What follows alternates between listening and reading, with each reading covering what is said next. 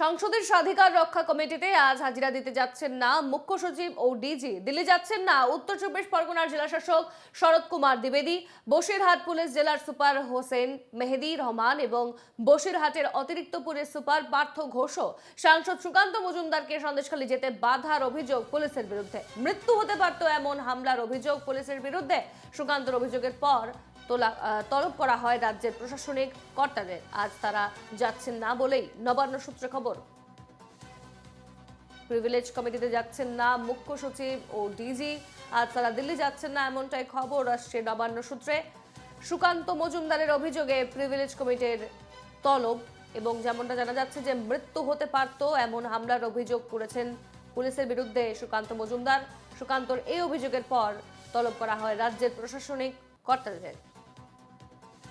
বিস্তারিত জানবো, টেলিফোন লাইনে রয়েছেন আমাদের প্রতিনিধি দীপঙ্কর মণ্ডল। দীপঙ্কর, সংসদের স্বাধিকার রক্ষা কমিটিতে আজ যাচ্ছেন না, হাজিরা দিতে যাচ্ছেন না মুখ্য সচিব ও ডিজি। একদমই, দেখো সন্ধ্যা মুখ্য সচিব বিপি গোপালিকা, ডিজি রাজীব কুমার, উত্তর চব্বিশ পরগনার জেলা শাসক, বসিরহাটের পুলিশ সুপার এবং অতিরিক্ত পুলিশ সুপার, এই 5 অফিসারকে দিল্লিতে সংসদের স্বাধিকার রক্ষা কমিটি তলব করেছিল। তার কারণ ছিল যে সাংসদ সুকান্ত মজুমদার তথা রাজ্য বিজেপির সভাপতি, তিনি সন্দেশখালীতে ঢোকার মুখে তিনি পুলিশের দ্বারা বাধাপ্রাপ্ত হন এবং তার উপরে শারীরিক নির্যাতন করা হয় বলে অভিযোগ ওঠে। তারপরে তিনি অসুস্থ হয়ে পড়েন এবং এই যে আধিকারিকদের কর্তব্যে গাফিলতি হয়েছে, এই অভিযোগ জমা পড়ে স্পিকার ওম বিড়লার কাছে। ওম বিড়লা স্বাধিকার রক্ষা কমিটির মাধ্যমে 5 জন আধিকারিককে ডেকে পাঠান। তবে নবান্ন সূত্রে আমরা যেটা জানতে পারছি যে নবান্ন থেকে একটি চিঠি পাঠানো হয়েছে, যেখানে বলা হয়েছে রাজ্যে উচ্চ মাধ্যমিক পরীক্ষা চলছে, তার ফলে বাড়তি নজরদারি প্রয়োজন। পাশাপাশি মার্চের শুরুতে রাজ্যে আসছে নির্বাচন কমিশনের ফুল বেঞ্চ, তার প্রস্তুতিও দরকার। এই সব কারণেই তারা এখন যেতে পারছেন না। তাদেরকে বাড়তি সময় দেওয়া হোক এবং পরে আরেকটি নতুন তারিখ জানানো হোক, সেদিন তারা যাবেন। তবে দিল্লির তরফে কোনো চিঠি এসেছে কিনা এখনো নবান্নের তরফে কিছু জানানো হয়নি। স্বর্ণালী, আমরা যেমনটা জানতে পেরেছি দীপঙ্কর, যে সাংসদ সুকান্ত মজুমদারকে সন্দেশখালী যেতে যেভাবে বাধা দেওয়া হয়েছিল এবং সেই অভিযোগ তিনি উত্থাপন করেন পুলিশের বিরুদ্ধে।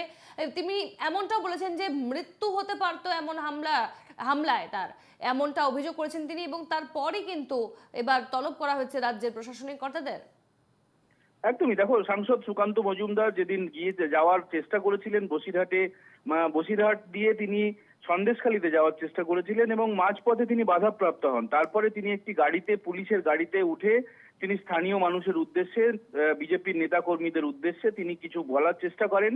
তখন সেই গাড়িটি চালু করে দেওয়া হয় এবং তার ফলে সুকান্ত মজুমদার তিনি পড়ে যান এবং তারপরে তিনি সংজ্ঞা হারান।